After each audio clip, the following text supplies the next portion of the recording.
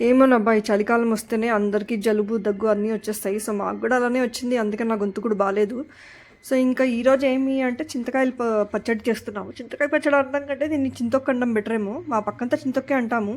So, ఇవేంటంటే first బాగా కడుక్కొని బాగా ఎయిర్ డ్రై చేసుకోవాలి ఒక్కొక్క చింతకాయని. లేదంటే బూజు పట్టే ఛాన్సెస్ ఉన్నాయి. సో, కొన్ని కొన్ని ఏసుకొని దాంతో పాటు కంకర ఉప్పు అండ్ దెన్ పసుపేసి బాగా దంచుకోవాలి. దంచుకోవాలంటే మరి పిచ్చలన్నీ మెత్తగా చేయకూడదు. పిచ్చలు చేస్తే మరి కొంచెం ఒగరొచ్చే ఛాన్స్ ఉంది.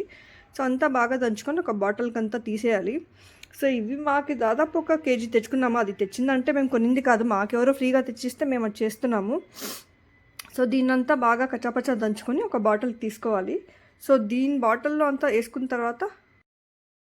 ఏసుకున్న తర్వాత మీరు ఒక 1 వీక్ నిలువ పెట్టాలి దాన్ని. సో, ఈ పచ్చడి యాక్చువల్‌గా ఇప్పుడే కాదు 1 వీక్ నిలువ పెట్టిన తర్వాత మనం తిరువాతేసుకోవాలా. సో, ఈ నిలువ పెట్టే ముందు మనము ఈ మెంతులనేది గుప్పెడన్ను ఎక్కువ కాదు మరి. ఒక గుప్పెడన్ని తీసుకొని దాంట్లో ఏసి బాగా మిక్స్ చేయాలా.